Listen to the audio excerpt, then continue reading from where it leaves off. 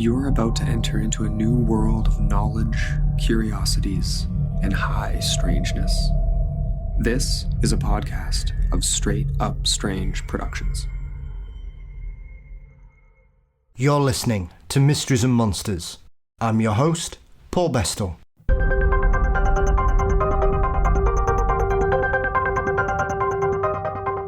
On this episode, we return to Washington State to rejoin Keith Linder. In the first part, we covered the first 2 years Keith and Tina lived in the Bothell house. Can anyone help them? What happened when Ghost Adventures turned up? And does anyone know what lives in the shadows? Before that though, don't forget you can support Mysteries and Monsters by signing up at patreon.com/mysteriesandmonsters. $4 a month gets you ad-free episodes, guaranteed early releases, bonus content and more. A big thank you to my latest patrons, Molly, Christine and Dante, and Patricia.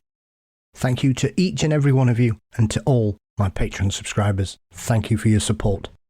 Mysteries and Monsters is across all social media platforms, and don't forget to subscribe to the Mysteries and Monsters channel on YouTube.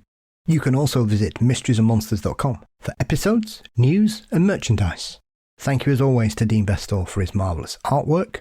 The show is produced by Brennan Storr of the Ghost Story Guys, and Mysteries and Monsters is delighted to be a part of the Straight Up Strange network.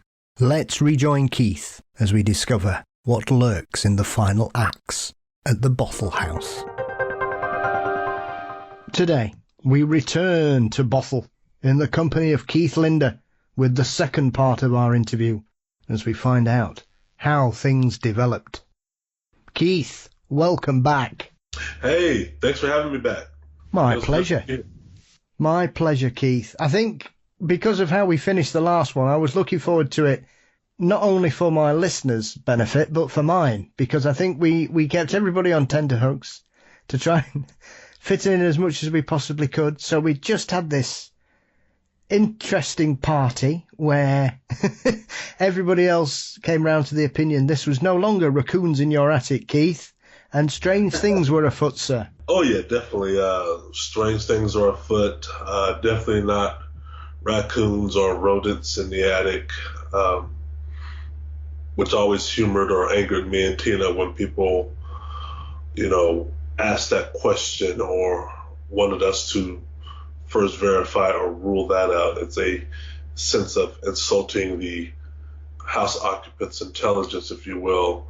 I don't mind deducing things or looking for the obvious reason to rule out first, but there are some things that just can't be considered because no amount of raccoons from 1 to 1,000,000 is going to explain plants flying around in your house or objects levitating. So why people gravitate to, that still riddles me to this day. Was it surprising that when you did speak with people that they would seem to just ignore things, as you say, like your plant pots flying around your house, Yeah. Keith, and finding kids' toys everywhere, and just go, Yeah. oh, well, the funny noises you hear, it must be something we can explain. Have you ever kind of got your head round why they just... Do you think it's just that people can't explain certain things, so they just don't want to talk about it? I think you're right. They don't want to talk about it. There's a sense of denial, of mentally, maybe even spiritually, of not knowing where to go with that. The look on their face is priceless. Some want to pivot to another subject. Some want to classify it in their brain immediately and move on to the next thing because it's bizarre, it's dark, it's weird, they don't understand it. And there's a little fear of it could happen to them if they ask more questions or become a believer right away. But on me and Tina's side, it's very frustrating to us because we found ourselves sometimes re-explaining or restating the obvious, and we're like, are you even listening to what I said? Because your questions are don't match up to what I just told you. I just told you my bar stool flew across the room, and you're talking about house noise or house settling. And we both know what house settling is, but it's not the current topic of discussion right now. It's why are we talking house settling noises when I just said my bar stool levitated and flew across the room? So yeah, and that was friends, family, paranormal teams, skeptics, cynics. They all had that in common. At what point after this party, Keith, did you begin to think that you needed help? That you needed to try and get somebody in, either from a religious background or from the paranormal world, to come and investigate it? Because it seems really odd to me that there is this presumption that paranormal investigators will be available whenever you want. But I know you were very surprised to discover just how unavailable or uncontactable a lot of these places were. It seemed like you just couldn't get any help for ages. Oh yeah, they're definitely not first responders, but I wouldn't call them that, because you're right. By the time we had the housewarming party and the activity thereof, me and Tina had already, coming from raised up in the church, and Tina, myself, we went spiritual before we went paranormal because we didn't know nothing about the paranormal. So we reached out to local churches and had local churches come and bless the house. That's something I've been raised up from mom to grandmother. I've seen it done with other instances. You hear it in conversations when adults are talking and kids are playing, of when you get a new home, you go through it tooth and nail and you have it blessed. If you are in a church or belong to a religious organization, you contact your pastor. It's almost volunteering mode. The pastor will sometimes invite themselves, him and his wife, and they congratulate you by bringing a meal, a dish, a flower pot, but they're also bringing their Bible, their holy water, and their olive oil, and they're blessing the home. And then you pray in the center of the home. So I saw that as a kid growing up, so that's what we did.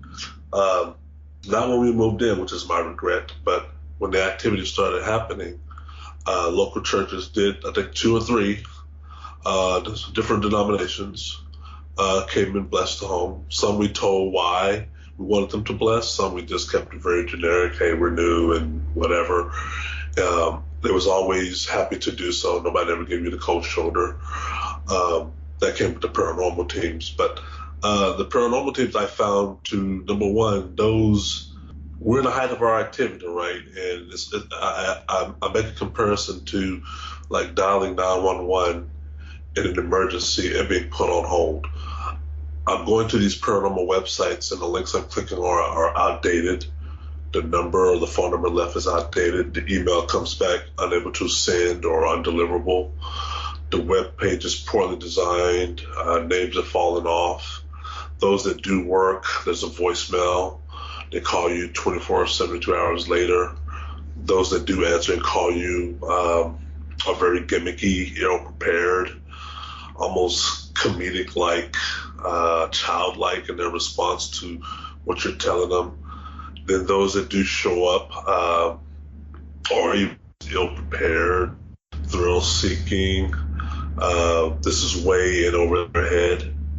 They don't know what they're doing. They come in with a conscious bias of what they think the activity to be, and they make matters worse. Some by stirring up the activity more, and then finally getting down to the true teams, which took a while. They come in and throw everything but the kitchen sink at it, and nothing seems to work or quell the activity. So me and Tina, being the house occupant, we have to go through a multitude of prisms to finally get what we call bona fide help, and that's a 2-year undertaking. Meaning the activity does not subside. The Poltergeist doesn't care.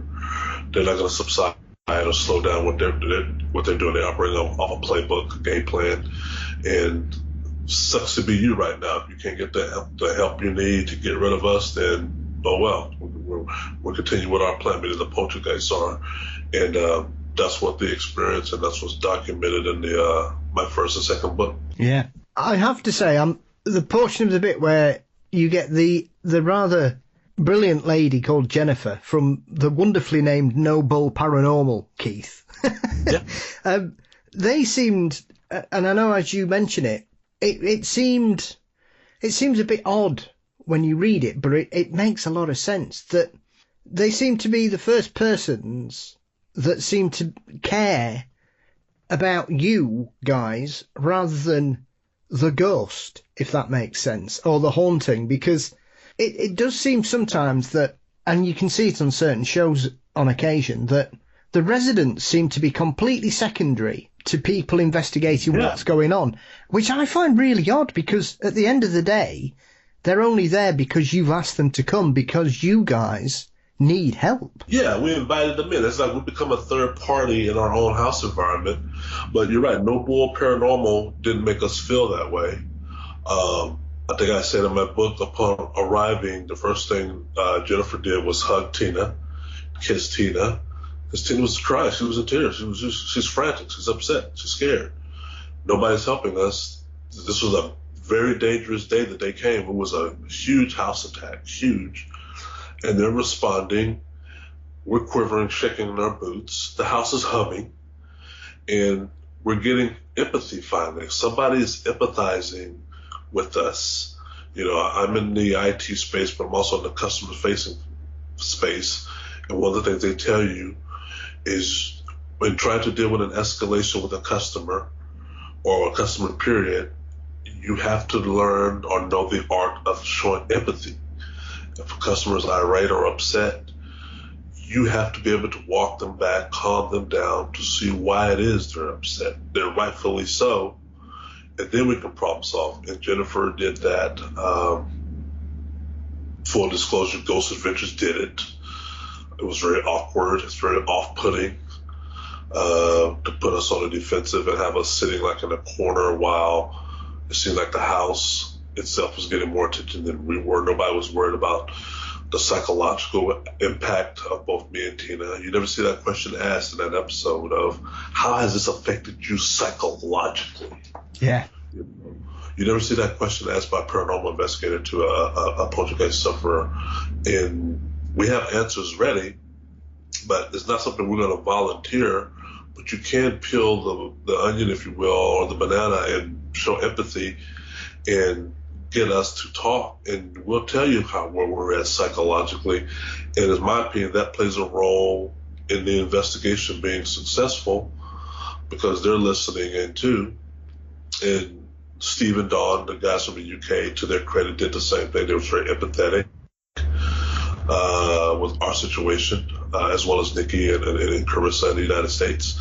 They knew right away let's just put the activity aside for now and talk about the psychological component, because there's a method to that madness, if you will, of getting to the truth of distinguishing fact from fiction, fakery from hoaxing, by understanding where you're at psychologically with this. You know? Yeah. It takes, you can't learn it on the fly. It's the ghost hunters and all these stuff. They think, no. Where's the empathy? And we'll tell you how we're feeling. You'll see it. And that's what Jennifer did within seconds of walking in. She grabbed Tina, hugged Tina. They let us know, hey, and they were very honest in their assessment when they saw all the things that they saw. You read the book, but she was like, hey, this is even gone beyond my skill team. I've exhausted all means to help you guys, and my true assessment is you guys need to run. No other team ever said that. You know, most of them want to keep you there because they want the EBGBs off any activity and phenomena. She was like, hey, you guys got fire Bibles catching, it was beyond her. It was, she talked to a shaman. Shaman said, hey, I'm not experienced and I draw a line there. So it was good for them to do that.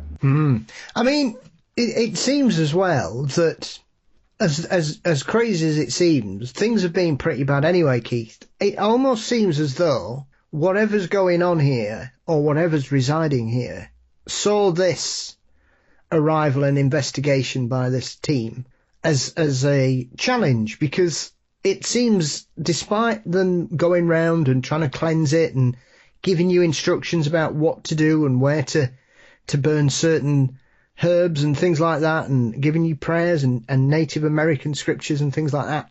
It didn't seem to, if anything, it seems to get worse from that point, because obviously this seems to be the line in the sand from before and after, because after this is when the fires begin. Yeah.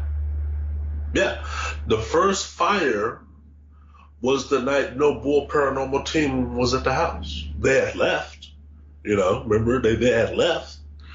The Bible that went missing a year and a half, almost 2 years ago, returned on fire that night. Jennifer and I had maybe gone 3 or 4 hours tops. We're semi-asleep. The activity has been crazy active that day, which led to Jennifer and them responding. Her sage stick lit on its own.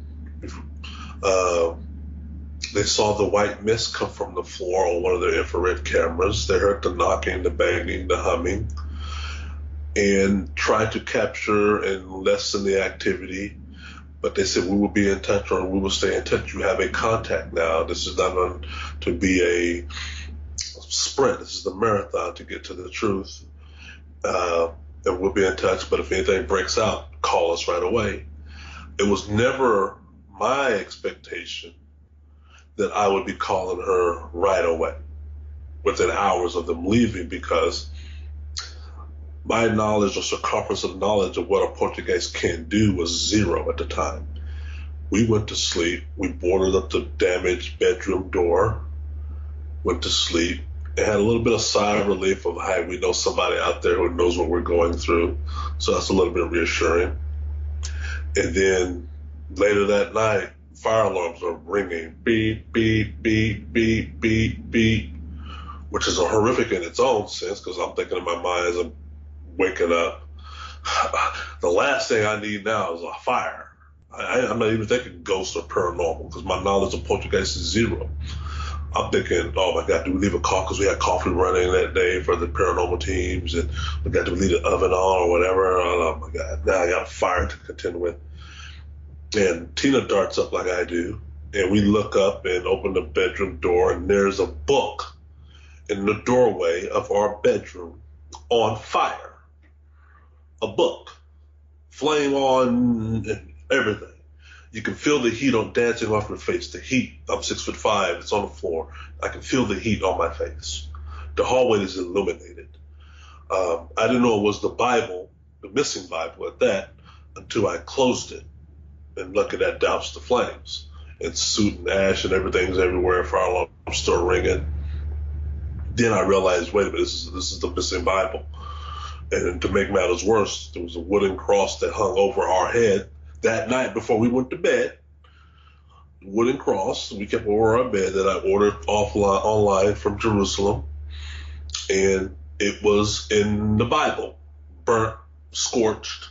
So they took the cross above our head, put it in the Bible, the pages open and flame on. I closed the Bible, there's a bulge, and I felt a bulge. I opened the Bible back up, ash and soot fly on my face, and there's this wooden cross that's scorched. And they're telling us psychologically what you are doing or did with your paranormal teams and holy water and sage and all that does not work on us. We saw everything.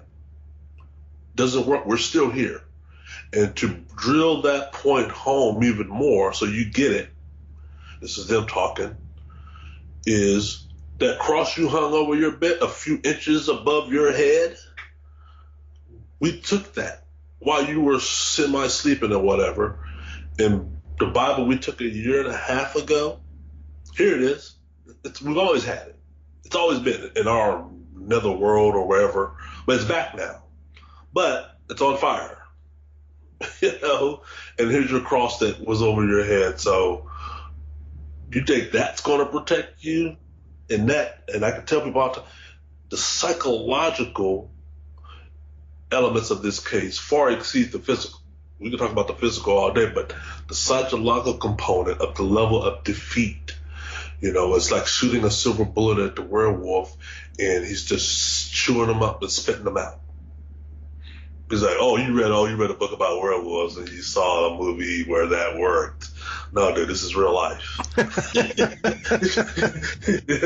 know, you see the little cartoons, he's like, oh no, you bring the garlic and the cross on this wooden stake to Dracula. He's like, oh, you saw that movie. I saw it too. It was very interesting, but no, dude, that's not, no, that don't work for me. You have to ask me. Ask me what works on me. And of course, they're not telling you. Poltergeist is not telling you what works on them. Absolutely. It's very much of a statement as well, because this seems to be a theme, Keith, because, I mean, obviously you've got the question of where has this thing been for 2 years? Never mind the fact that it's come back and it's on fire. That alone makes you begin to scratch your head. Where has it been? Where has it been? Now, there's multiple theories. We can, spend a day or two going around the block of, was it behind the walls of the house? Was it in the attic and underneath the floorboards and all that? And I explained in my 2 books, second and third book, I don't believe it was. I don't believe it was ever in the cavity of the house. I believe these things are on the person of these spirits, but they're in a micro dimension that we can't see. Science has already proven there are 6, if not more, to 11 dimensions that we cannot see with the naked eye. Our limit of sight is very limited anyways. We only see in one very small spectrum. And these things are easily hid, but it goes to the part where I tell people about the level of intent, calculation, manipulation, when they took the Bible a year and a half ago. Once again, the prayer ritual I did when I laid that Bible out, there was a little prayer ritual for that. And a year and a half, they know just when to bring it back to their advantage. And they whip it out like, here it is. Here's your book. Yeah, okay. And it was the first level time we saw fire. Fire had never been incorporated into the activity up until now. And fire, I don't care if it's your toaster or whatever, you burnt toast or whatever, boiled egg. Nobody likes a fire in their home. It's just something about the connotations associated with fire. You're frantic to put it out. A gas fire, electric fire, don't use water on an electric fire. They tell you how to smother a gas fire or a grease fire. Put your cigarette butts out of your smoker, turn off your appliances when going to sleep. All those things run through your head when you're a homeowner or you live in a unit, because you don't want to burn your house down, let alone while you're sleeping. So the Poltergeist, being 2 steps ahead of us or everybody, burns a Bible, which has its own connotations, and puts it in front of your doorway while you're asleep. I always tell people, I don't know what malevolent is if that's not malevolent. Yeah. I think there's something, having a fire in your home at any point, Keith, is quite challenging. It's quite frightening. But I think when it happens and you're asleep, it's on a different level because you feel completely out of control at that point. You're vulnerable. I explain in my book, there's 2 instances in the Bible house where any human being, that's not me, where we're most vulnerable as human beings. It's when we're asleep and when we're taking a shower. Those are the 2 times you're most vulnerable for any outside force. But I'm not even talking paranormal, burglar, breakage, or anything. That's when you're most vulnerable, the ambush mentality. The second fire was along those same lines. Remember the poster caught fire? Yep. Where was I when the poster caught fire? I was taking a shower. Tina had just left, so they waited for her to leave. And this was a few days after the Bible, because once that seal has been broken, we start having a fire every few days. And the poster came next. And I was in the shower, and the fire alarm started ringing. By then, I was like, okay, this is paranormal nature, because I've already lived through the Bible thing. So I'm like, okay, but I don't know what I'm going to see. I'm like, what is it now? I'm darting out the shower, dripping wet, no clothes on, and smoke is filling up my upstairs house. So that's telling my brain there's a fire somewhere. I'm running out, doorway, and then something zooms past me. I can't see it, but I feel it. thundering down the steps. The front door opens and shuts on its own. I can see it. And yeah, there's another fire, a poster. Flames. Alarms railing, ringing. I can't open the door. The front door feels like it's been sealed shut or cement shut. The 911 lady can't hear me through the phone, or only the part where I try to give her my address. She can't. It's static, breaking up. They're all behind that. They're working in multiple angles. And the fire department comes in there minutes later. Tina returns. The fire department can't find or determine root cause. And yeah, that's the second time instance. I'm more shaken visibly that time than the Bible, because once again, I was vulnerable. They waited, and they knew right when and where to drop the poster to catch fire. He's alone now. Okay, Tina's gone. Okay, all right, he's taking shit. Okay, yeah, let's do it. And you can't predict that. I never in a trillion years, predict that. So, yeah, that was crazy. I think as well, you can begin to see there's tension beginning as well, because this is, as we've said, Keith, this is obviously having such a psychological impact on you, because even keeping the guys informed at No Bull about what was going on, it didn't seem anything was happening. It seemed to be getting far worse than either of you could have probably imagined it could possibly escalate to. But I mean, there's quite an amusing part of that, is that the guys that turned up to put your poster out were the guys that helped carry you down the stairs after you'd fallen, shall we say. They'd been to your house before, but you were in such a state because of what had happened, you didn't realise for a while.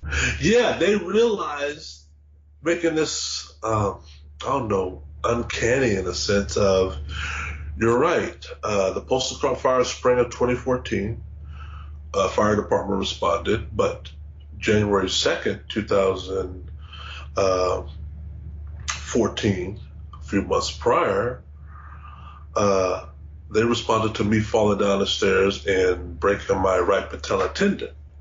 So one of them remembered me. And it was after they had evaluated the poster and could not determine root cause, I believe. One of them made the comment, "Hey, who's been in this house before? You that guy who fell down the stairs?"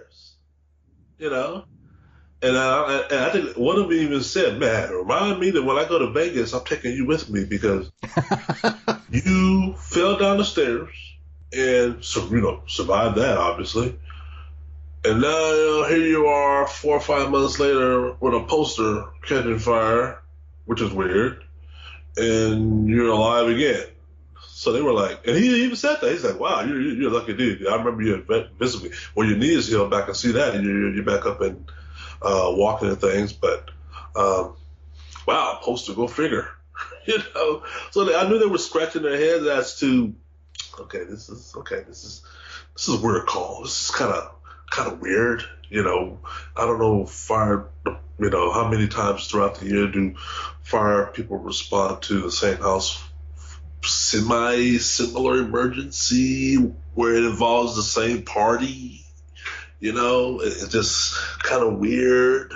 And the fall was weird, and can determine what caused that. And here we are again. It was like we were having the same conversation over again. Tina's running in frantically again, and we're trying to hide the fact that we got a ghost terrorizing us, but I'll be very happy if they picked up on it themselves. Yes.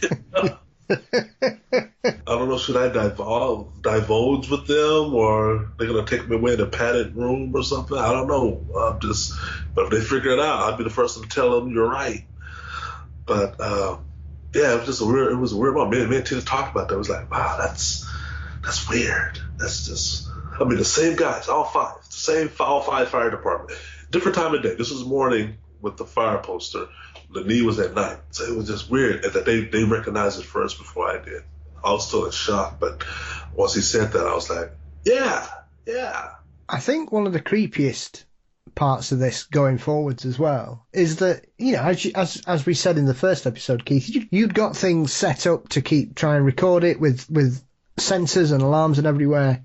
The bit where you're describing it, you were getting these alerts and you were like, well, I've got cameras everywhere, I'll be fine. And then you check the first one and it's facing the ceiling. And then you check the next one and it's facing the ceiling.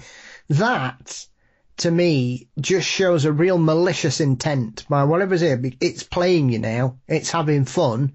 And you're just going to keep running round, Keith, you and Tina, trying your damnedest to keep a hold of your sanity whilst trying to prove something's happening. And it's just laughing at you going, yeah, sorry. Well, it's like a cat chasing his tail, right? Yeah. And then the cat chases his tail and I realize it's chasing itself. But that's what I'm doing.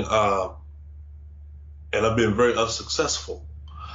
You're right. I put a camera in the hallway, come back. It's facing either the ceiling or facing the wall, or it's unplugged, or it's been turned off. I plug it back in. I reconfigure it. I place it back to facing the hallway or something again. And they do it all over to the point finally one day they just either take the SD card away that goes missing, or they unplug, or take the power cord that goes missing, or the camera is turned upside down, or being relocated to other parts of the house, or is outright missing. Gone now. It's gone. The camera's gone. Or it is reduced to the brinks of powder. It's like they're telling me over and over, hey, stop it, stop and desist. We're going to take your SD card, we're going to unplug it. If you keep bringing more cameras, we're going to escalate things. And they do. The camera becomes a fetish of mine, and I try to bring more cameras in. I even put cameras to watch the cameras.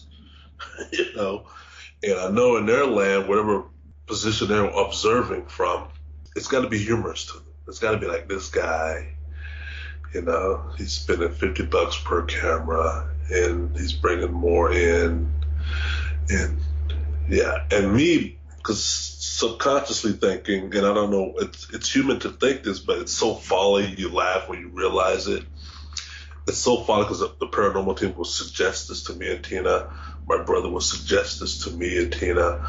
I would suggest it to myself, not realizing until after the fact how folly this fool's errand I was on, which is I'm going to put cameras in the home. I'm going to try to hide some of them as if I'm hiding it from them, as if they can't see me hiding. You know what I mean?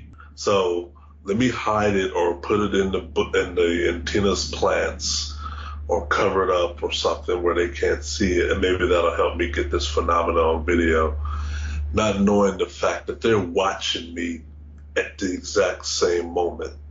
It's like playing hide and go seek with your friend, and you say, okay, I'm gonna count to 10, keep my eyes closed, go hide somewhere, and they do, but you don't put your hands over your eyes. You watch them go hide. And then after 10 seconds, you go immediately to where they're hiding. Say, found you. That's what it was with the spirits, because I tell you, after a while, it dawned on me, they're seeing everything I'm doing. They're here. And when Steve Mera and Don Phillips got the EVPs to back that theory up of when they set their own cameras up, and you heard the voices talk about them setting their own cameras up, watching them set their own cameras up, where the spirits are admitting what they're doing, what Don and Steve and others are doing. That to me was just earth-shattering. It just brought the point home of, they're watching all along. So there's no sort of paranormal teams telling me, you need to put the camera in your ventilation system. You need to put it, you got a chimney somewhere you can, drill a wall or hole or put it somewhere the spirits can't see. And I knew then that we're thinking in our terms, because we got that paradigm of out of sight, out of mind. Yeah. But the spirits, no, they see everything. Do you think it had to get to a certain point? Because obviously throughout this period as well, Keith, the other thing about this is the stress of this must have been immense, because it seemed that every time you left the house, when you came back, the whole house was in disarray. You'd have furniture turned upside down. You'd have the cupboards opened. You'd have belongings in your office on one particular day had all been thrown to the floor. And this just seemed to go on and on and on. And nothing was being captured. I would imagine you were trying to keep Jennifer and her team involved, and at this point you finally managed to get hold of your local priest and get them involved. I suppose this is the bit where you begin to question, do these people actually believe us? Because I know Jennifer at one point says you need to get out while you can. And you're like, well, goodness me, because if somebody who investigates it on a regular basis is telling you to leave, I mean, you're in deep, Keith. Yeah, I can tell you, even the teams who I would call, thrill seekers or ghost hunters in general, and I use that term loosely, who are in over their head or inexperienced or just going by what they see on TV, so they're mimicking. I would say everyone who's come to the home, not armchair quarterbacking from afar, but who've come to the home, believe everything we're telling them. Some based on their experience with other cases. Jennifer and her team, of what they knew about other cases that they've worked on. Not maybe as extreme as ours, but there's similarities. And we seem genuine. Believed us. When your own sage stick lights while you're holding it, you're forced to believe us. The priest, I talked to multiple priests in the Seattle area.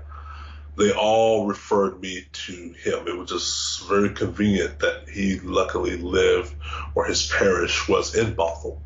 But he, according to the Seattle parishes, handles all the regional paranormal phenomena. He's the one they call. So nothing we told him was strange or weird. What was strange or weird for him was the level of frequency. In his experience, he's done this 40 years, he's never seen it this frequent. And some of the things he told us about other homes and whatnot, and he mainly dealt with Native Americans and things that happen on the reservation. He said things that would never make the press, and the church likes to keep it that way, blew our minds. But it blew my mind what he was telling us about other homes in the area and stuff. It blew my mind, and also made me reassured in the sense of I wasn't crazy. Okay, I'm not crazy. You're saying this is, from his words, and I'm paraphrasing, this is normal. So it was that. Other teams coming in,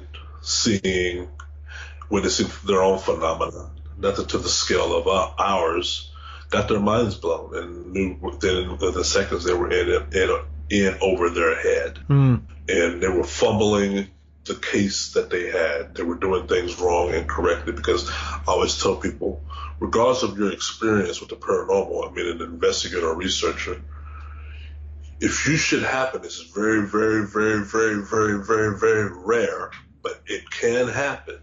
You can maybe sometime strike gold, and I'm using that as meaning our case being gold to a paranormal researcher, meaning the dream come true. If you're inexperienced, or if you're just in this thing because you like what you see on TV, you can run the risk, possibly, albeit rare, stumble upon a true bona fide case. All right?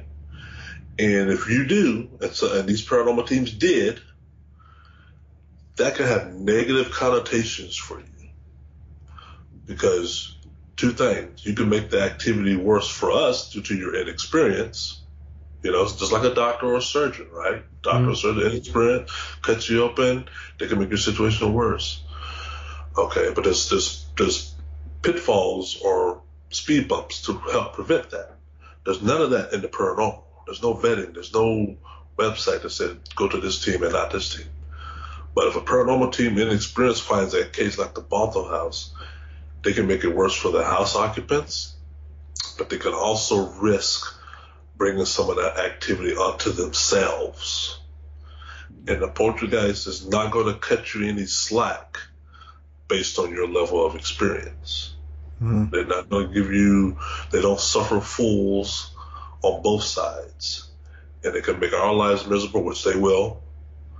And they can make your lives miserable too. And some of our paranormal teams had their lives made miserable. They got out of the business, because they realized what they saw in our house and what was on TV are different as night and day, And I always tell people I don't have a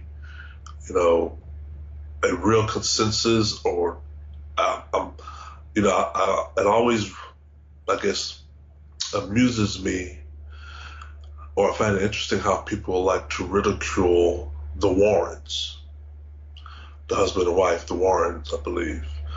I think it was Ed, and what was his last wife's name? Lorraine, I believe Lorraine, and how the paranormal community views them today and ridicules them today. And they're fake and they're hoaxing, and yeah. I'm like, okay, whatever, to be decided by other people.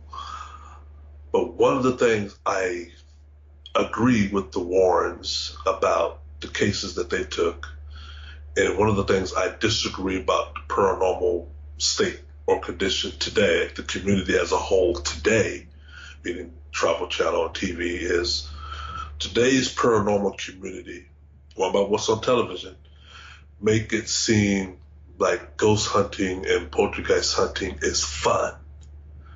It's cool. It's odd, it'd be cool to witness some of that, When you talk to Ed or Lorraine, may they rest in peace, or you read their books or their interviews and how they approach cases and whatnot, they tell you very head on, there's some dark stuff, dude. You could die from this. You could wish upon yourself, not knowingly, some dark stuff. And this business that we're in, if you can call it that, is very dangerous. It's like scaffolding. It's very, if you knew what was really on the other side, you wouldn't be so gung-ho showing up at this house. You wouldn't be so cavalier in your approach to the subject matter. You wouldn't say seconds within walking in to a home that you know nothing about, come out wherever you are. You'd be very haphazard to do that. And I see that today about these paranormal teams, how they they think their milkshake brings all the ghosts to the yard, versus not having a true respect and understanding of there might be something here that we need to tread cautiously and carefully. The shamans who came to Keith and Tina's house were very respectful and careful. They were like, hey, all right, we need to be careful here. We need to be, and certain other teams were too, but the other teams were totally opposite, going by what they saw on TV. So in that sense, I like the Warrens, how they showed that element of the true side of. At what point did you think this was getting really dangerous, Keith? I know this sounds a bit daft after you've had so many strange incidents and things going on, and obviously certain people are beginning to view this as quite a dangerous haunting. I have to say, I've never read a case or heard about a case where there seems to be so many layers, as we've said previously, like an onion. This case, it's remarkable, because you'd got these strange things with these dimes that kept turning up that always seemed to be the date of your birth, 1969. You had, one of the incidents I find gobsmacking is the chair that disappears from the kitchen table. It reappeared in your office upstairs, didn't it? Yeah, several times. And not only that, it reappeared. You have to understand, just to paint a perfect picture, it was the kitchen chair, the chair that I sat in. There's already a chair in the office, which is my office chair. And when me and Tina leave the home, our home is talking about security-wise, is secure with state-of-the-art house monitoring system. I had to invest in that because I needed to rule out the obvious of what's happening in and outside the house. And whenever that chair was found upstairs, the alarms in the home are not tripped. They're still armed. Now, there's a log with ADT security, meaning I can log in, and if I come home, you got to turn the alarm off when you come home, and Tina turns it off when she comes home. There's a time stamp that it keeps track of. So you see, 5:45. Keith came home 5:45. Okay, Tina came home 6:03. There's a log that you can go back and see of off and on of when your security system is on and when it's off. That's by design. So even if somebody said, well, maybe somebody broke into your house and moved the chair up there. All right, I'll give you that. Let's run through that real quick. Okay, you think somebody from the outside came in? Let's run through that. They run through the home, right? Yeah, they broke into your home. Okay. How did they get past the alarm? Well, they broke in and they commandeered your panel and turned the alarm off. They deactivated it. Okay. All right. There's no timestamp of that. There's no recording of that. They cannot control that. They can turn it off. I can give you the password, or you can hack into it and deactivate it from afar, and your buddy comes in and move my chair from the kitchen to my office. You cannot control the timestamp piece. That's baked in. Okay? Even if there's a power outage, the system will record that. Okay? So now we rule that out the way. You didn't do it because there would be a timestamp for that. Whenever I go to see my chair in my office, one of the first things I check is my log. And my log says, Keith left at this time in the morning. Tina left this time in the morning. The alarm has been on ever since they came back. I have to turn the alarm off before I enter the home, or as soon as I enter the home, before I go up to my upstairs to see the kitchen chair in my office. Because there's so many hidden beams that will be tripped if I don't. And there's my kitchen chair in my office. How did the spirits move my kitchen chair from the kitchen table to my upstairs office without tripping any alarms? And just to bring the point even further home, if you or I was to take my kitchen chair, let's say let's trip off the alarms, and move my chair from the kitchen up to the upstairs, take the same pathway. There's only one pathway up there. Okay? It's still going to break the beams, the infrared beams, meaning mine as well as the chairs. So how do they do that? How do they manipulate that or relocate it? And they did this numerous times.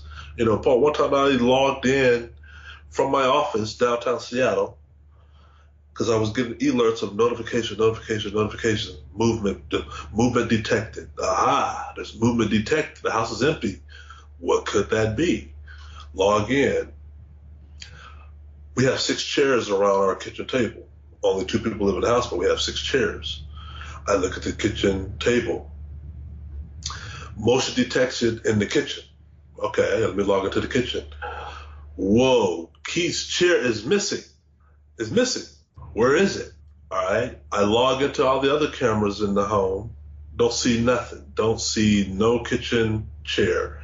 Not in the master bedroom, not in the hallway, certainly not in the office. Not yet.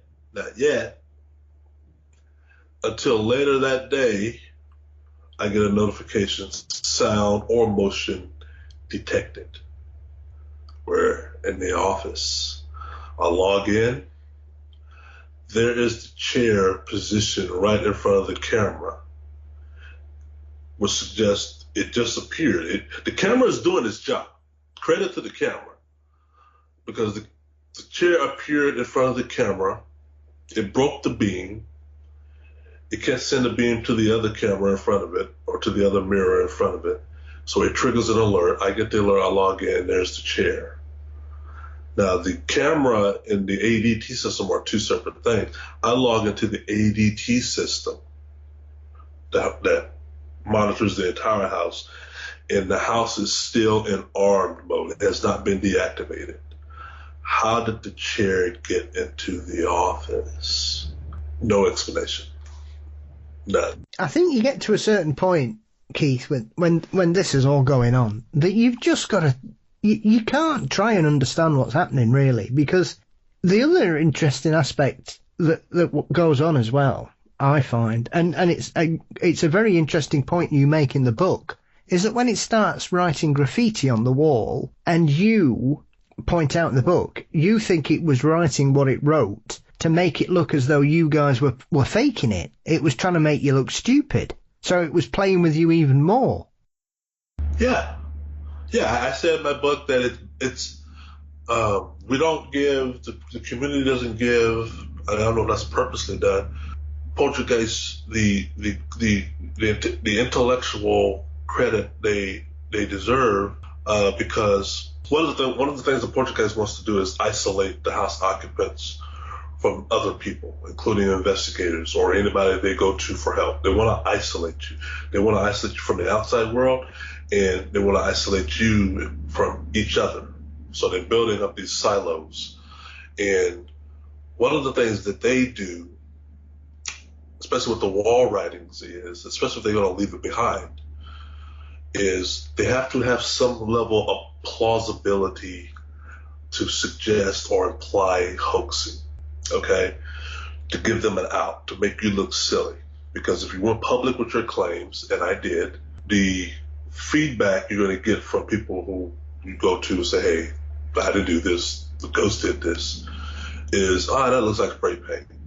That looks very amateurish. Why would a ghost write 666? Dude, that's so cliche. That's, you couldn't come up with anything better than that, dude, to get my attention. I mean, that's been done before. Or we got the upside down man Native American symbol next to the 666. Why you got the Native American versus Christianity duality on the wall? You can't make up your mind what you want to do. You want to go the Christian angle or the Native American angle? You just so you must have saw that movie Poltergeist, and therefore you're copying that. That's what the skeptics and the cynics are saying, and the Poltergeists are helping them say that. And I tell people all the time, to the skeptics and cynics, the Poltergeists have tricked you. Not me and Tina. They tricked you, not us, because they got you believing that we, me and Tina, did that ourselves. And why did we do that ourselves? Because you guys using Occam's razor were able to deduce, that's spray paint, da-da-da-da-da-da. See, one thing the Poltergeist knows that both cynic and skeptic will never do is have the substance tested. They know you're not going to go that far. Most of the paranormal teams came to the Bothell house with the exception of Ghost Adventures, and they didn't do it either, and they got deep pockets, is had the black oil tested. To test the substance is very expensive.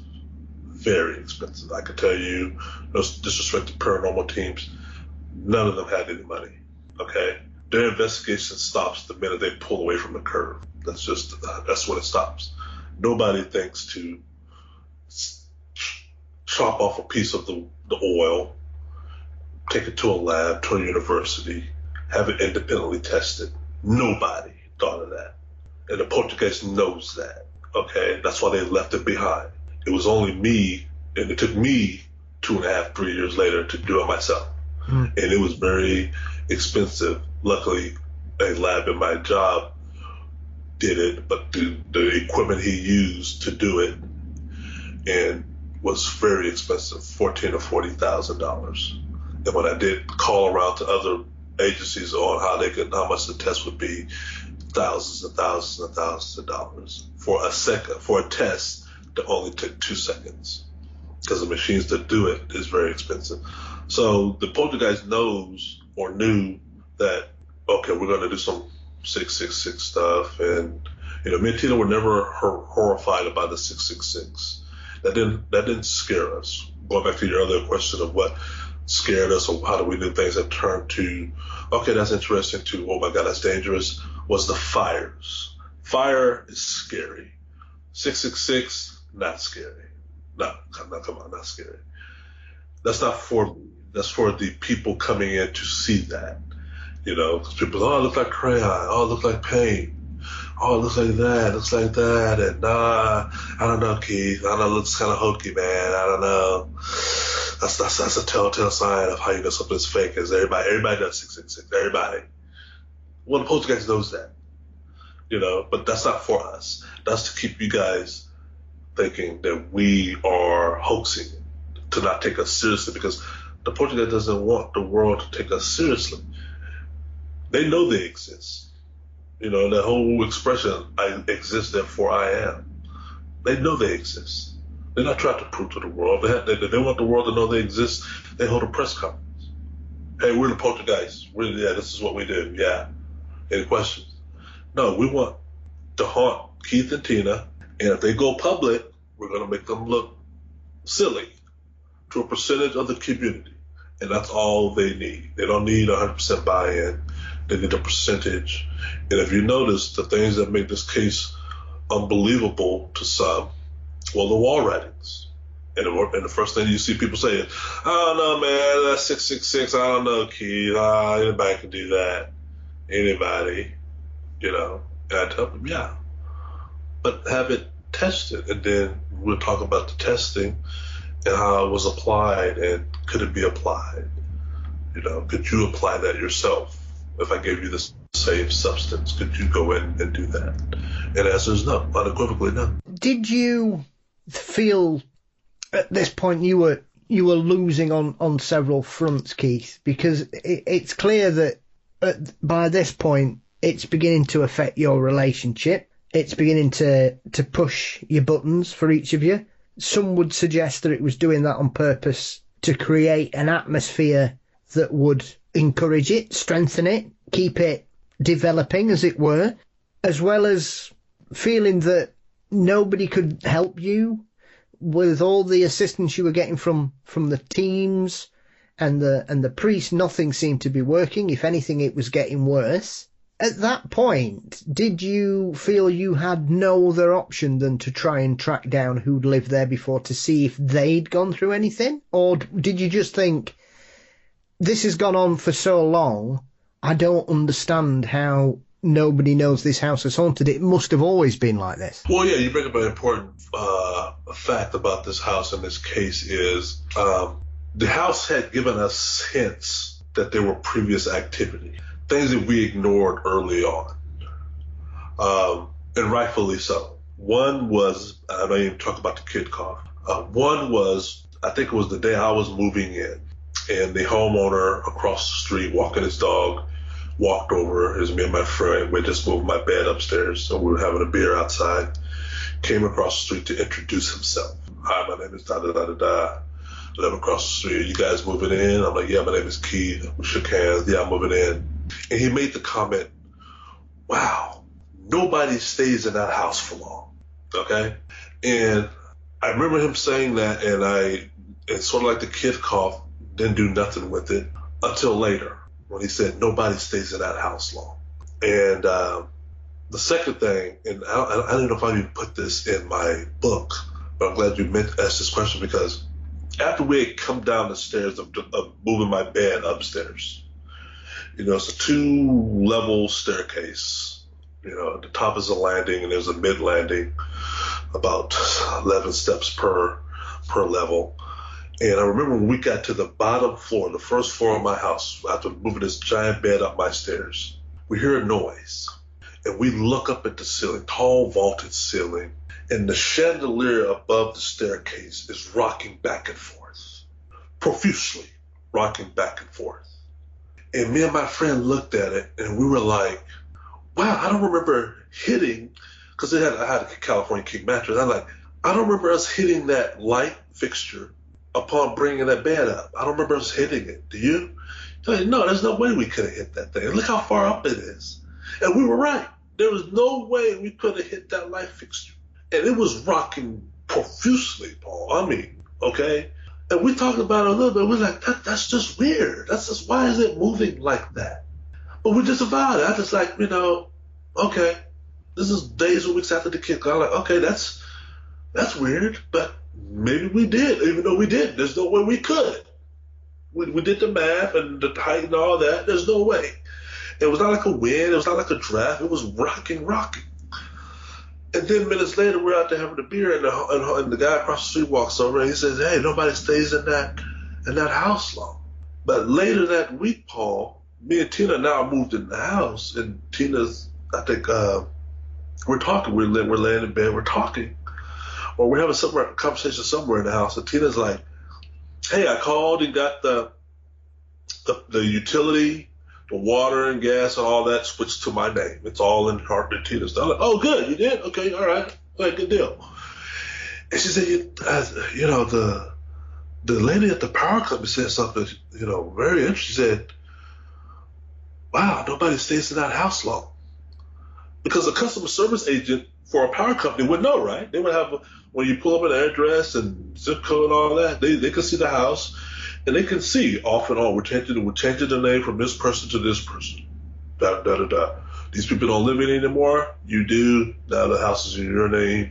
We're going to start billing you, Keith and Tina. Especially you, Tina. We're going to start billing you. So they can see the whole history of the house of who. And she made the comment to Tina. She volunteered it to Tina. And at that point, I hadn't even told Tina about the neighbor across the street. So I said, "Oh, really?" She said, "Yeah." And by then we've had the kid cough. And I said, "Well, the neighbor across the street said the same thing." He said, "Hey, nobody stays in this house long." And this is a beautiful, lovely house, brand new house. So you're right. So 2 years later, I'm thinking, wait a minute. Okay. All right. Now this is the house from hell. Okay. There's something going on. But I'm not 100% sure yet. So one of the things, and I mentioned in my book, was we kept getting letters in the mail from previous tenants. All right. And I didn't know what to do with them. It felt wrong just throwing them away because some of them had like important government seals on. I'm like, this was like important. I just thought to throw it away. And then I would call the homeowner, the landlord, say, "Hey, I got these bundles of letters. Can you give me the address of the people they belong to, and I'll send it to them?" He said, "No, I can't do that. It's against the law. What you can do is you can send them to me, and I'll send it to them." And I seemed plausible. Like, okay, all right. So I sent them all to him. I'm done. I sent it all to him. A few weeks after that, I get some more, and this is when the activity's at its highest. And by then, I'm talking to the church and paranormal teams, and everybody's asking the question, "Well, have you talked to the previous tenants of the home?"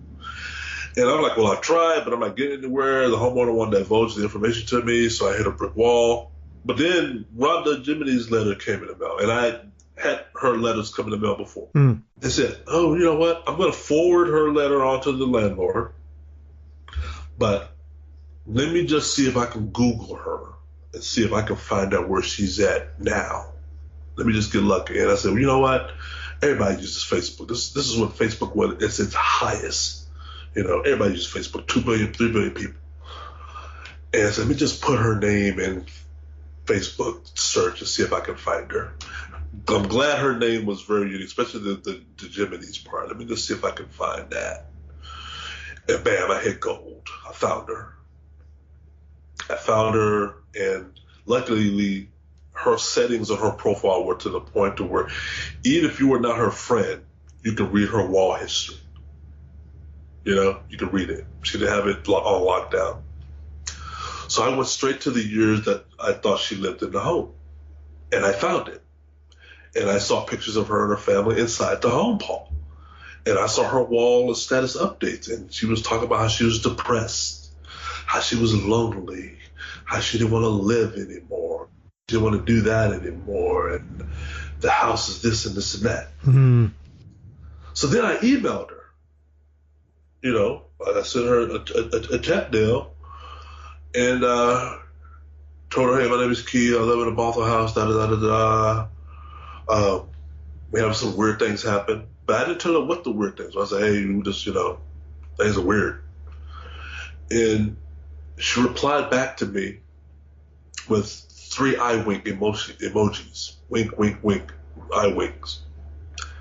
And I'm like, whoa, okay. So I typed back question mark.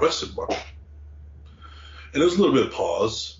But when she came back, she was like, "Hey, it's interesting," and I paraphrase it, "It's interesting that you should reach out to me now."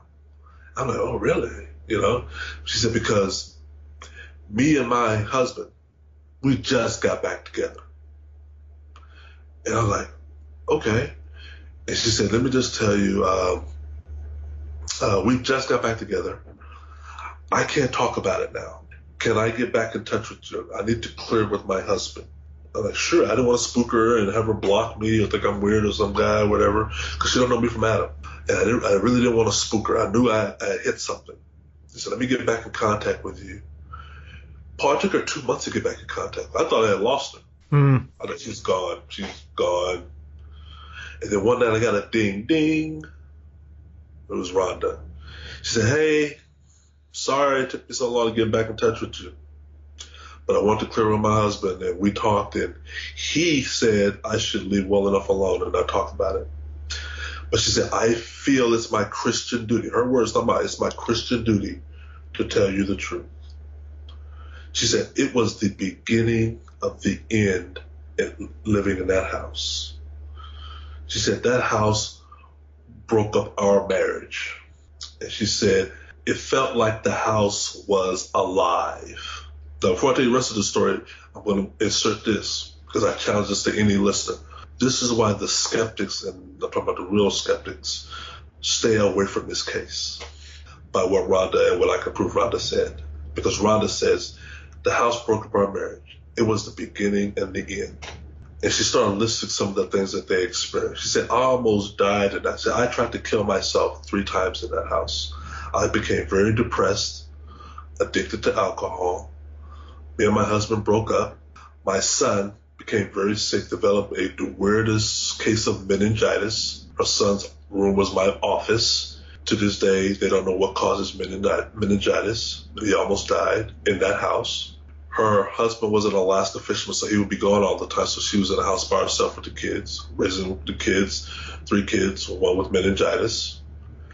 And she said her son, the one with meningitis, would see shadowy figures out the corner of his eyes all the time. And she even, to bring the point even home, said he still sees them to this day. She said one time she was outside on the patio smoking a cigarette. She left the sliding door open because her baby was in a high chair and she had baby formula boiling on the stove. And she said upon turning around to go back into the house, the sliding door slammed shut and locked her out. And she said she had to use a rock to break the glass to get back into the house. And the baby was crying.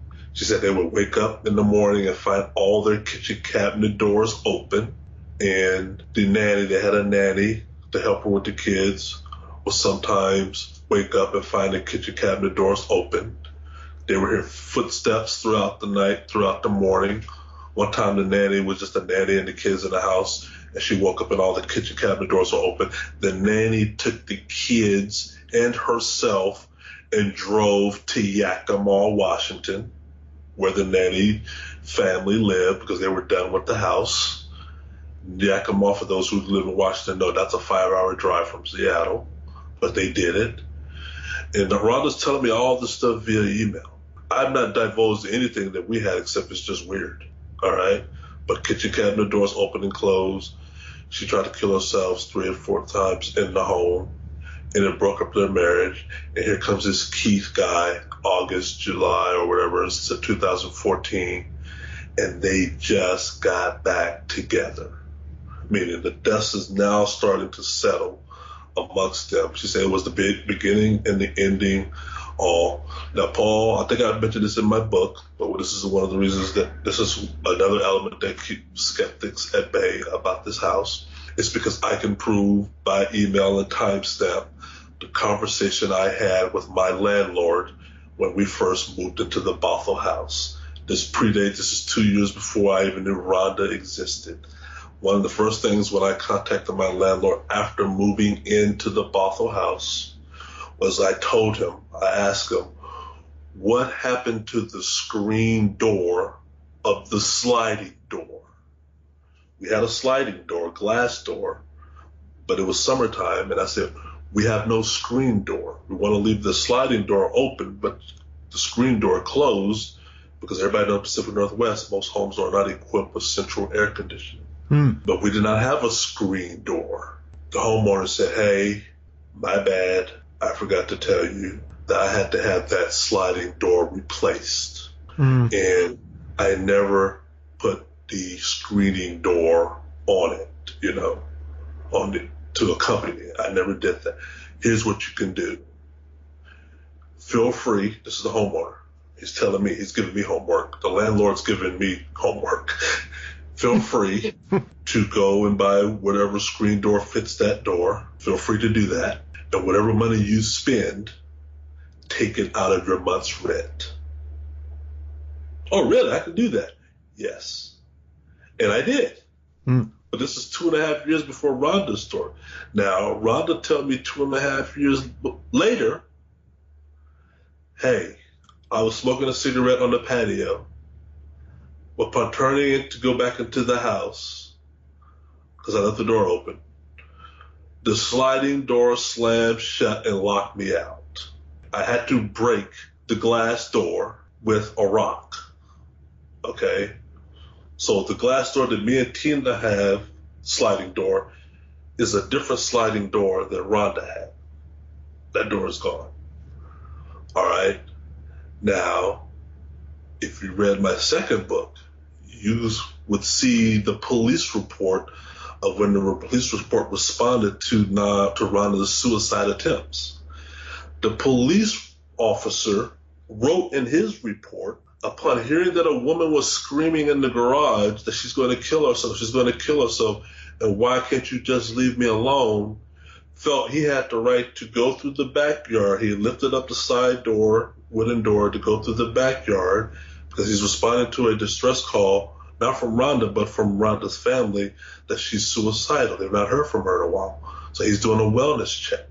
He walks to the backyard after hearing her screaming. She's not responding to the doorbell, so he's taking it upon himself to go to the backyard. And when he gets to the backyard, he sees a mattress stuffed through the sliding door. Okay?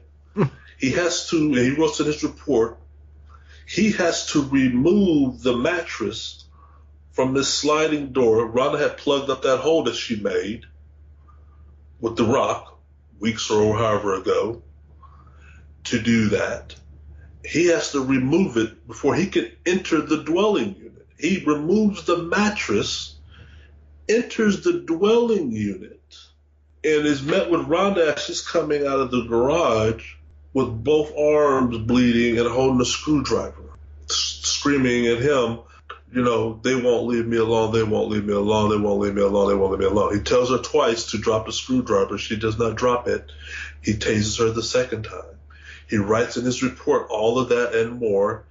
And one of the things he puts in his report is there's no one else in the home. And to which I asked the reader, you and others, who was Rhonda screaming at when she says, leave me alone, leave me alone? These things are so parallel that are happening even before Keith and Tina are even a couple, that are an official report of a police officer and others that correspond with what Rhonda told me, what the police report can vet and verify, what the landlord told me, sliding door and all that, which makes this case foolproof, and no skeptic will touch it. Because I would tell them what I just told you and ask them, what are you going to do with that?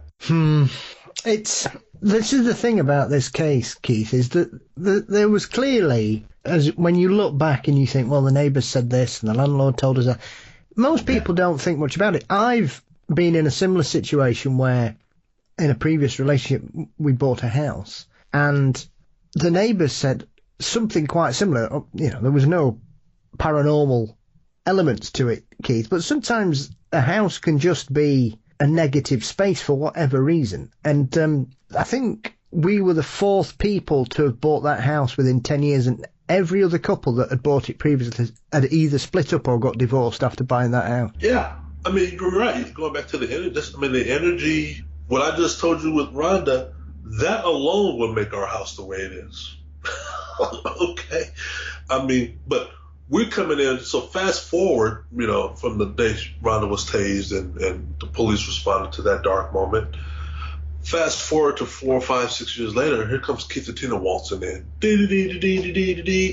totally unaware of that history, oblivious to it. But no pun intended, the writing is on the wall. If you go in the chronological order of things, kid cough, meningitis, neighbor across the street, power company, neighbors to the right of us who say their pets won't go in any room closest to the Bothell house, who say pets will not go across our yard at all.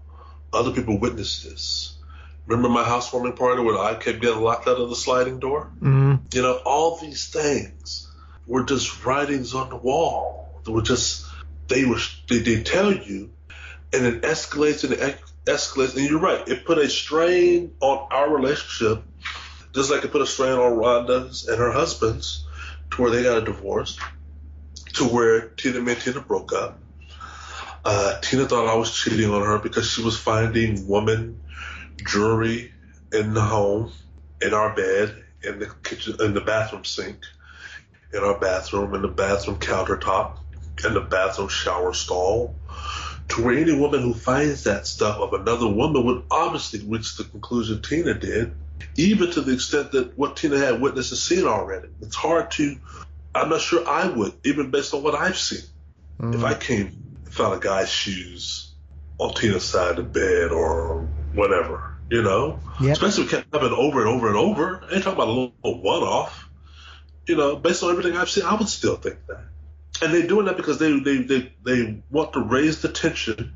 They want to keep the paranormal teams at bay, keep them guessing, keep us suspect, have us become suspects of each other. Tina's doubting me.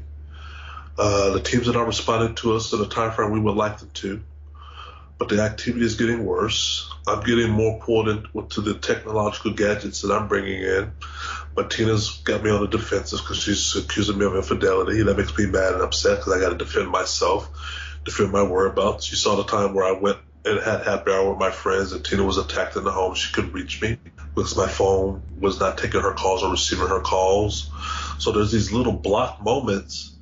And when it became time to when we were not talking to each other, me and Tina, we live in the same house now, and we're not talking to each other. We're living in the same house, and we're not sleeping in the same bed anymore. And that's when I started being attacked, and Tina wasn't. They're narrowing, they're closing in a circle of, okay, yeah, all right, now we can focus on him. And they did. And then I would be attacked. I would be attacked and scream out for Tina. Sometimes she would come running, sometimes she didn't. Oh, well, better you than me, because they've succeeded. And when I heard Rhonda tell me about her and her husband's story, that's when it really started making sense to me. When I started seeing the scratches on my car, like my car had been keyed, which came within seconds or minutes after me and Tina had an argument. And after the argument, I went to go take a shower. But when I left the house minutes later, my car had been keyed. I almost blamed Tina. But I realized, no, this is not Tina. Tina can be mad at me as mad could be. Tina would never key my car, ever. But the accusation alone will propel us to new heights as far as relationship and argument, because Tina's already accusing me of infidelity. And if I accuse her of keying my car, neither are true. But if I accuse her of keying my car, she's going to view that as me doing a tit for tat. And it's sort of going to escalate it worse. But they, meaning the spirits, wanted to ratchet up to that level. I tell people, I believe without a shadow of a doubt, their goal was for us to kill each other. That's what they were after. Mm-hmm. They were so laying the foundation of that. Because when you look at the damage and the stuff done to our home, not too many people know this, but Poltergeist, and this goes along with some of the wall writing, Poltergeist, when you look at the damage done, the melee, it looks like vandalism, right? It looks like, hey, somebody got into your house and vandalized it. But some of the photos you see of the Bothell home or the bedroom in our office, or particularly the bedroom or the living room, looks like or could resemble a domestic violence incident. Just could. Mm. And me and Tina, me especially, but equally, but me more than Tina, was always scared or hesitant to call the police after some of these attacks, because as an officer coming in, looking at this, it's going to trigger them to ask questions. Ma'am, is this guy hurting you? Is there something else going on? You need to tell us what's going on. You feel safe, da da da da. You know, and we didn't know that. I mean, we wanted to, but we didn't. I mean, who do you call? Who do you reach out to? And it was only the church that we trusted. But the church told us this is going to be a long fought battle. Father, the priest was right when he said it's going to get worse before it gets better. He did paint that true assessment. But nothing can prepare you for the worst. You think the worst, and then you're like, oh man, a new mold has been broken. Yeah. That's when I thought it couldn't get any worse. Oh man, it got worse. Wow. You know, and they keep breaking their own record of what worse is. Unfortunately so. I think we can't really let you go, Keith, before we can, because I think one of the big aspects of this, for anybody who's got an interest in the paranormal, will be this very odd episode of Ghost Adventures that went on. Now, I've seen this episode, Keith, and I've read your book. It's one of the strangest things I've ever seen, even for a show that has a certain reputation, shall we say, that this event, you guys, I think, were hoping it would be concrete proof to the outside world that you weren't mad, even though you'd got lots of people who'd seen and heard things, so you knew you weren't alone, really, even though at the end of the day you two had to live in that house. Do you think, looking back, Keith, that was the straw that broke the camel's back in regards to your relationship, and it was just the final pressure on everything else that had been going on that just finished everything off, and there was no way back after that episode aired and what went on in the aftermath? Oh, I tell people all the time, the episode and the way we were portrayed was the straw that broke the camel's back of me and Tina's relationship. I tell people that all the time, and I tell people here's why, because at that point in time, me and Tina were already on borrowed patience with the paranormal community as a whole. Our faith in the paranormal was -0, -10, and we really had run out of things to do and people to rely on. And Ghost Adventures as a whole, they found us. We didn't find them. They found us. And one of the things you expect from anybody, not just a paranormal team, is when anybody helps you, is you expect from them that if you can't help us, that's fine. We all understand. Not everybody can help everybody. Every situation is different. But it's okay to expect that you're not going to make the situation worse. And they made it worse. And it was a time where we did not need worse.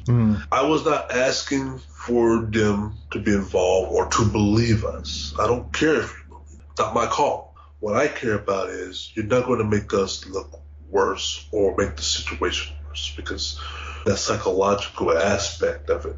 And I'm only critical because they forced me to be critical, because it's true, in the sense of how you portrayed or made us look, particularly Tina looked in the episode, is not how it went down. Actually, the episode was very orchestrated and manipulated. And if you don't want to take my word for it, you think I'm too close to the case, all you have to do is go back in time. You can do this today, people can, is see the social media reactions of fans and whatnot of what they thought of the episode within minutes and seconds after it aired.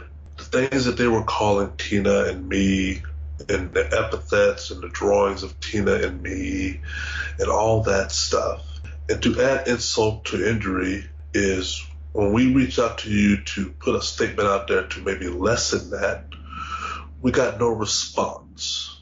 Only time I get response from paranormal teams, including Ghost Adventures, is up until the point they come to the house.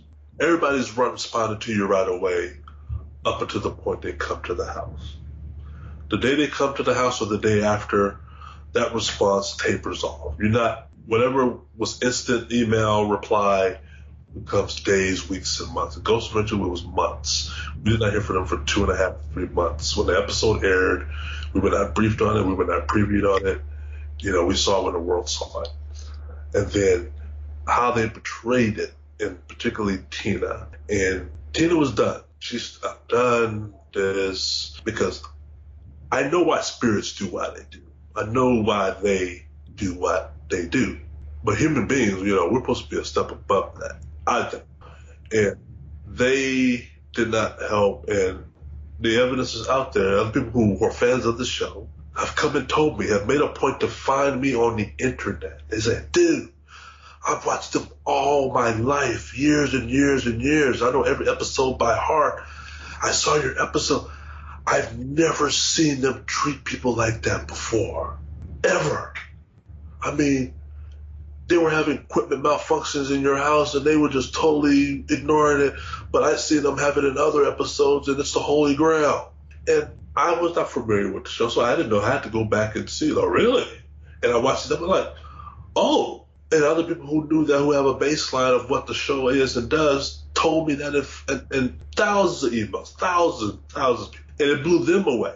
And they said, you know what, I've never seen them do that to people. It was like you guys were on the outside, they were on the inside. I'm like, yeah. But Tina was done. She was done, and it left a bad taste in her mouth still to this day. And and it cost me her. And it's sad to say, but it cost me her. But yeah, she was done. Screw it. It's not. I think as well, like you say, Keith, I remember because I saw that episode prior to even hearing about you or your book or what had happened there at all, or your books rather. It's a very odd episode, as other people. I mean, to say I have continued watching it, I'd be lying. I certainly haven't, but I did used to watch it quite a lot when your episode aired over here, because I think it's called Demons in Seattle, isn't it, or something? Yeah. It's one of those things that it seems, when you look at the rest of the show up to that point, it seems a very odd episode. It doesn't seem, without wishing to cast aspersions or look for a conspiracy or something, Keith, it seems to me that they'd already decided that you two were lying. I don't know why. I can't tell you how I know that. It just seemed to me that they didn't believe it, despite the fact that you'd sent them evidence, you'd sent them footage, you'd sent them logs of events, you'd sent them statements from other people. I don't think they believed you. And they went there thinking that they just didn't believe you, which then makes you think, well, why did they bother going? Yeah. See, I always tell people, and this is the benefit of being there, I always tell people, they have the benefit of hindsight, because the show can go either way. And this is how the show, in a parallel universe, if Zach and I had uncovered evidence while there, the episode would have been spun away as them being saviors. They would have been, we're the saviors, and we found evidence, and we're going to help this family out. Ladies and gentlemen, stay tuned. And yeah, if they found something. So when they didn't find anything, you have to understand the time frame when Ghost Adventures or when this episode aired, and I did not know this. I did not know we were going into a storm within the paranormal community, but there was a storm brewing. Nick had just left. Yeah. Nick had just left the show. Very controversial. And there was rumored of some nefarious disagreement or whatever. But he had left the show within weeks of months of them arriving at our house, actually. Because I remember his name still being on some of the paperwork. So he had left. And one of the things with being circled around the paranormal community that I later found through my own research and talking to people was, the biggest pet peeve at the time, talking about the paranormal community, was Ghost Adventures was making it look like you can get evidence on every investigation. Every investigation uncovers evidence. And they were getting negative feedback from their peers of, why does every episode have to be, number one, demon-related, number two, you have evidence? It doesn't work like that. You're painting a false picture. So when it came to our house, and they only conducted their investigation, it was only 5 hours of actual investigating, and they did not find anything. I told Tina and them and the producer, I don't think you guys are going to get anything, because Poltergeist activity comes in waves. There's a bell curve, and this is all throughout cases. And when y'all came in November, the activity had tapered off. So whatever, I don't know if you're going to get anything. You're definitely not going to get what we've been reporting. And it angered me when Zach said that in the episode of, well, in order for us to believe you, we got to be able to capture some of the things you're reporting. And everybody knows in the paranormal community, that's never going to happen. If you came here to catch Bibles on fire and wall writing in real time, you set yourself up to fail, not me. You did. Those are your unrealistic expectations, but we had to pay for that.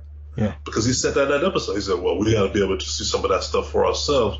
And everybody knows you're not going to see that. No. You know, Steve and Dawn and Nick and I lived in the house for months and months. They didn't see that. They got evidence, but they didn't get that evidence. So he said that. But since they didn't get any evidence, they going back to their studio or whatever, and most of the episode is voiceover. So they do things after. You know, they apply the B-roll material, and they can do commentary and whatnot and say whatever they want to say. And, you know, some of the questions that Zach asked me and Tina never made it to the air. And then some of the questions he did ask made it to the air, and then they misconstrued it. They did it in a weird narrative to where it made it look like we was on the defensive, like they were being critical. Like it was like this episode was for an audience of their peers. Say, aha, see peers, people, y'all criticizing us because we always get stuff. Well, now we didn't get anything. Y'all always say we don't question people when we go to the locations, and that we preaching to the choir, if you will. But as you can see, we're putting Keith and Tina, this. So they was able to say that and save face, in a sense, at our expense. And we caught the brunt of that. Yeah. And that's just been my critique, and the feedback I've gotten from people all over the world, fans of the show, who love the show, come back to me and say it was very uncharacteristic of them. They have books, and they show me what Zach says in a page or two in his books that he's written, that you can't always get evidence on the first go around, and that you can't always live, or you have to live in a place, because sometimes you don't get nothing. Yeah. But they never said that in the episode itself. They never implied that. And even when they doubled down and they did the Demons in Seattle Decoded, which came out in 2020 during the COVID lockdown, where they can go anywhere, so they start revisiting their old cases like in a Siskel and Ebert format, where they're just sitting and start talking about the first. You know, the first pilot episode was Demons in Seattle. That's the first one they went after, and I was even more shocked then that they doubled down, because by then the evidence was already out there of what was found in the home, and they did not, interview me again. They did not interview the other teams that were there. I mean, you don't have to interview me. You're fine. You don't have to interview me or Tina. But I would think you would want to interview the other teams. And they were very nonchalant even with that. Well, we don't know who the other teams are. We don't, they were very dismissive about the other teams. So I was like, okay, you guys are doubling down, but you don't have to. So, but why?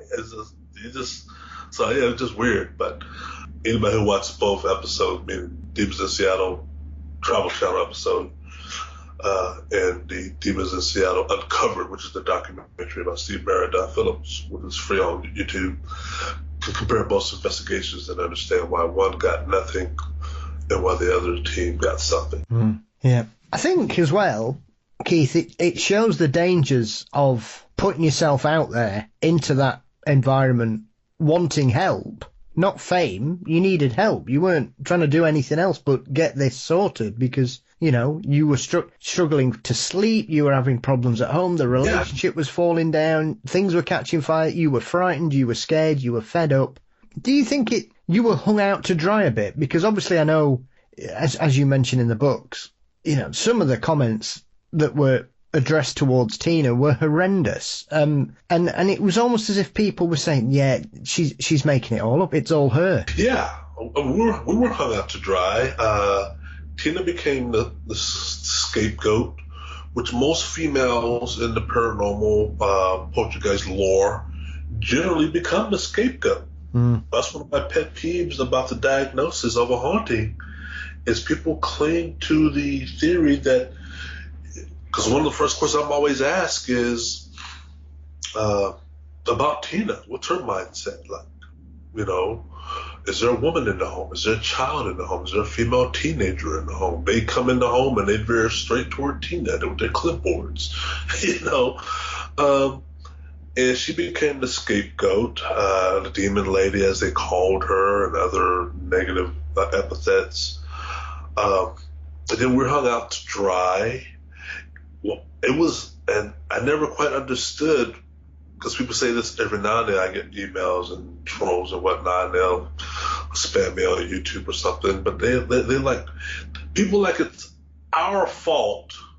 Like, if you're going to go public with your claims, if you're going to say this is happening in your house, this is happening, it's always like it's our fault, me and Tina's fault, if the spirits don't do what we've said they've done already when y'all come calling. It's our fault if they don't act up the way they should, because people always, they get mad at us. Well, you said that, if it was true, it would happen right now. I'm like, why is that our fault? Yeah. It's to blame the victim or I'm just reporting. Like I said, I'm not in the paranormal. I am now, but I wasn't then. And I had no interest in the paranormal. I could care less about what TV show. I like a good scary movie every now and then, but that's not my forte. Okay, if you told me from human to human, this is what happened to you, I'm more inclined to believe you to prove it otherwise, because I'm like, it's a big world out there. There's a lot of unknowns.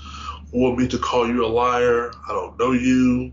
If you said it happened to you, unless there's proof that it didn't, I'm going to give you the benefit of the doubt. I'm going to believe you. And I'll leave it at that. I find your story interesting. Hope it never happens to me. Yes. And that's my view of the world. And for us, it was like, we came to tell people, and Ghost Adventures found us. Number one, we've been having this for 2.5 years already, and they found us. So we're going to tell you everything that happened. We're not going to sugarcoat it. We're not going to, pardon my friend, we're not going to half-ass it. We're not going to do it. We're just gonna, how we say it happened. We're not going to pull punches. I'm not going to, over-exaggerate, because I don't have to. I'm just going to tell you how it happened. And ask me any question you want, okay? But I'm not going to sugarcoat it, okay? And you being in the paranormal, I'm thinking you've done your homework because you know a lot about poltergeist. That's why you're in this field. Mm-hmm.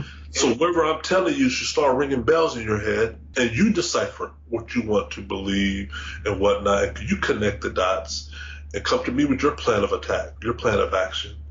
Like, I'm a project manager in IT, and you come to me with a problem solving, whatever. I come back to you with what I want to do.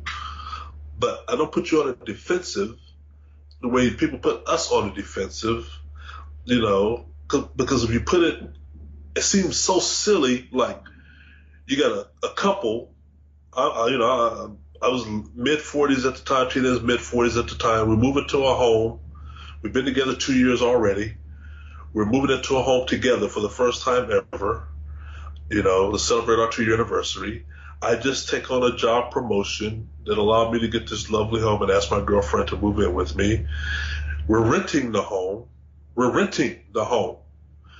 you're thinking the first thing on my list of moving into a home that I don't even own is to start setting fires to it?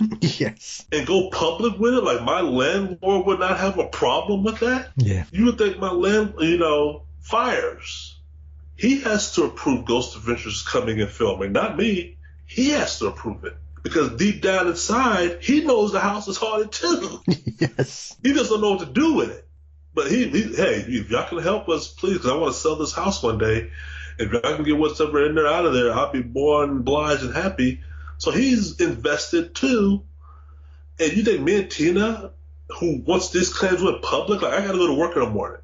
My name is splattered on every local news agency in Seattle. Home in Bothell, house occupant talks about Bibles burning and fires and wall writings. More news at 6 o'clock. Keith Linder. I'm going to go to work one day and people are going to be like, that's that Keith guy. He set fires. I mean, come on. It just seems so silly on its merits to think that me and Tina got this much time and cohesion to even think of something like that. We don't have family or friends. And we're going to set Bibles, let alone 3 of them? It's just, I always tell people, do you even hear yourself say what you're saying? Your view of human beings must be very low to think that me and Tina or anybody for that matter, would do this to get ridiculed and to come out on a limb the way we have and did. Got the churches involved. You see the Bibles and the condition they're in, and the wall writings and 666 and the postal fire and the fire department, all these people involved for what? You know, so I just always scratch my head when, like, how do y'all even come up with those notions about us or reach that conclusion about us when you put it all together? But Ghost Adventures, go back to, they know this. And it's their job, in my opinion, it's their job to educate their audience about what goes on in the paranormal. If you don't get something, hey guys, you know, you'll see us for the last 20 years. We've done countless episodes. This one got the best. We don't even know. To be continued. I don't see that as a bad thing. Do you see that as a bad thing? No, not at all. That's how it should be. That's how it should. Hey guys, this one, we found the case of a century. This one, man, I have to put more energy on this one because it got me. I'm Jack Baggins. I will keep you guys updated. I'm going to stay in contact with this Keith Linder guy, you know, and I'll keep you guys updated on the happenings of this house. How do you lose on that scenario? You know, doesn't require you calling Tina or construing that Tina's a demon lady. Doesn't require, you know, well, it looks like spray paint. Well, go test it. You know, you've come this far. If you think it's spray paint, I who live in the house, who leave and give you access to the house to do whatever you will, the homeowner, the same thing, and you don't test it? Because if you test it, you can come back. Hey, ladies and gentlemen, we got an update on the house. We had the wall stuff analyzed and tested. We took it to several places and were able to run some tests on it. And our conclusion is, you know, it's spray paint. The spray paint came from Home Depot. They can do that nowadays. Yep. They can do that nowadays.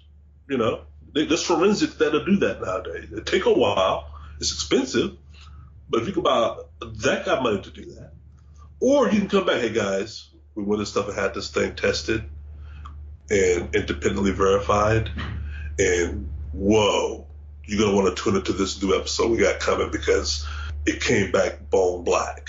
What the heck is bone black? Stay tuned.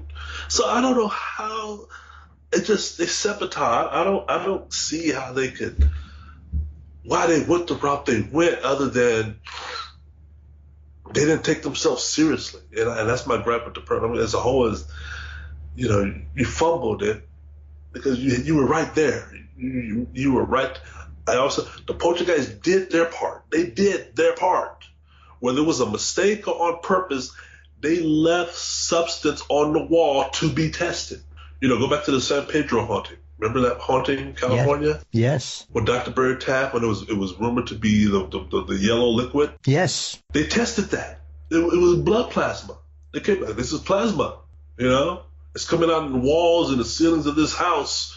And it's weird. And to each his own on what does that mean is blood plasma. But we know what that is.